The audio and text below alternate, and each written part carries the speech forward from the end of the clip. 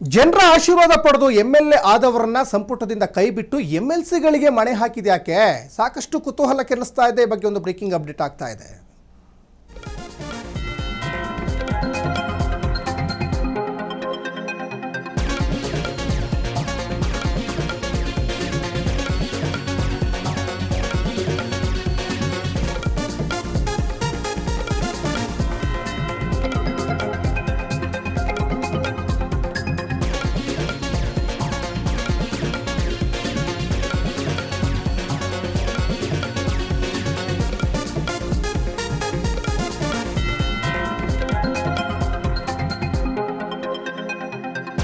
ಡಿಕೆಶಿ ಸಂಪುಟದಲ್ಲಿ ಎಂಎಲ್ಸಿಗಳಿಗೆ ಮಣೆ ಹಾಕಿದ್ದು ಯಾಕೆ? ಹಾಗಾದ್ರೆ ಈ ಬಾರಿ ಕಾಂಗ್ರೆಸ್ನಿಂದ 6 ಮಹಿಳಾ ಶಾಸಕಿಯರು ಗೆದ್ದಿದ್ರು.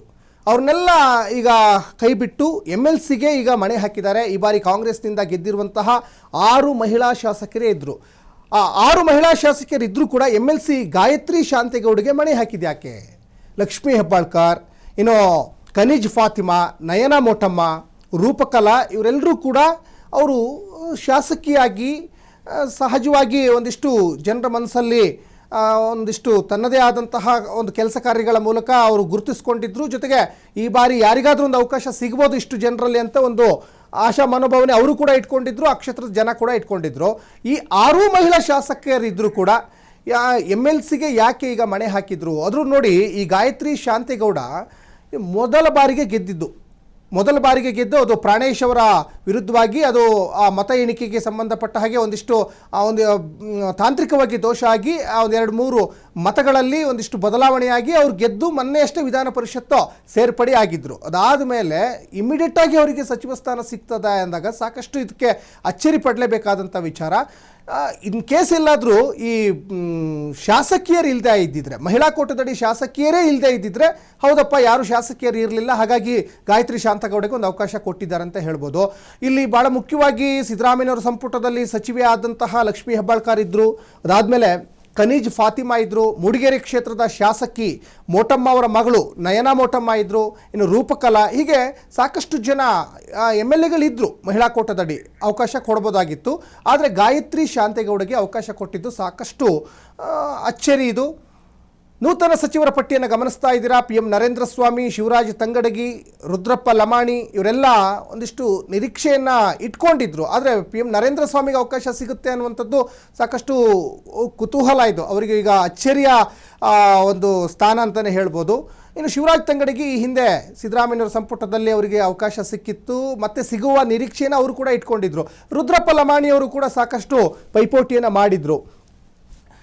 ಇನ್ನು KS ಬಸವಂತಪ್ಪ ಮಾಯಕೊಂಡ, ಅಂದರೆ ದಾವಣಗೆರೆಯ ಮಾಯಕೊಂಡ ಕ್ಷೇತ್ರದ ಶಾಸಕ, B ನಾಗೇಂದ್ರ ಬಳ್ಳಾರಿ ಗ್ರಾಮಾಂತರ ಶಾಸಕ, T ರಘುಮೂರ್ತಿ ಚಳ್ಳಕೆರೆ ಶಾಸಕ.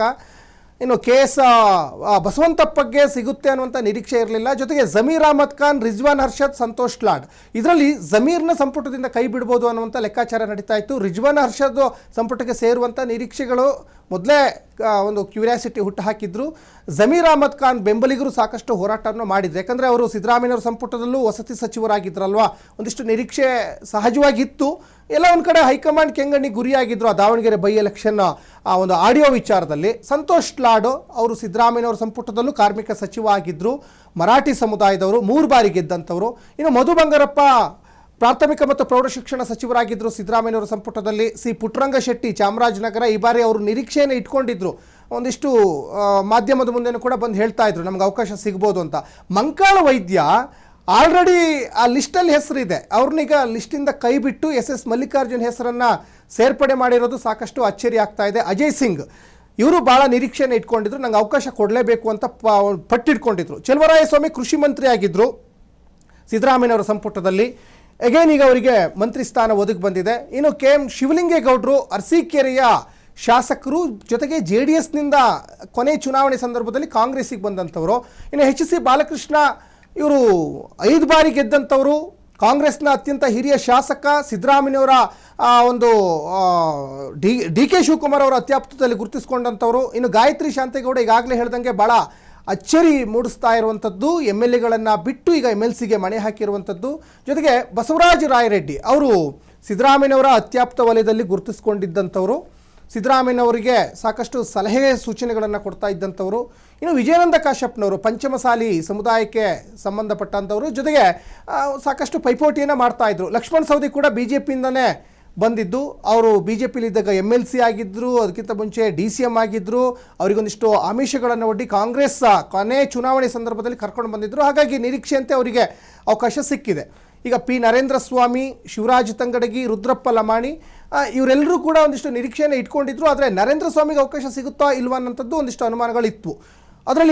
ಅದ್ರ ಜೊತೆಗೆ KS ಬಸವಂತಪ್ಪ ಅವರು ದಾವಣಗೆರೆಯ ಮಾಯಕೊಂಡ ಕ್ಷೇತ್ರದ ಶಾಸಕರು ಮತ್ತು ದಲಿತ ಸಮುದಾಯದ ಬಲಗೈ ಸಮುದಾಯಕ್ಕೆ ಸಂಬಂಧಪಟ್ಟಂಥವರು. ಅವರು ಈ ಒಂದು ಲಿಸ್ಟಲ್ಲಿ ಅವರ ಹೆಸರು ಬಂದಿರುವುದು ಸಾಕಷ್ಟು ಅಚ್ಚರಿಗೆ ಕಾರಣ ಆಗ್ತಾ ಇದೆ.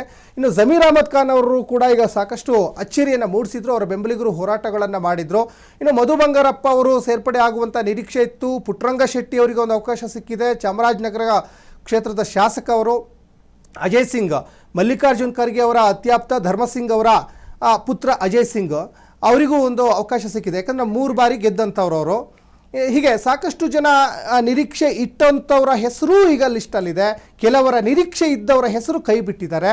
ಕೆಲವರು ಊಹೆನೂ ಕೂಡ ಮಾಡ್ಕೊಳ್ಳೋಕ್ಕೆ ಸಾಧ್ಯ ಇರಲಿಲ್ಲ, ಅಂಥವ್ರ ಹೆಸರು ಕೂಡ ಇಲ್ಲಿ ಸೇರ್ಪಡೆಯಾಗಿದೆ. ಅದರಲ್ಲಿ ಭಾಳ ಮುಖ್ಯವಾಗಿ ಈಗ ಆಲ್ರೆಡಿ ಹೇಳಿದ ಹಾಗೆ ಗಾಯತ್ರಿ ಶಾಂತೇಗೌಡ ಅವರ ಹೆಸರು ಈಗ ಸೇರ್ಪಡೆಯಾಗಿರುವಂಥದ್ದು ಸಾಕಷ್ಟು ಅಚ್ಚರಿಯನ್ನು ಮೂಡಿಸ್ತಾ ಇರುವಂಥದ್ದು.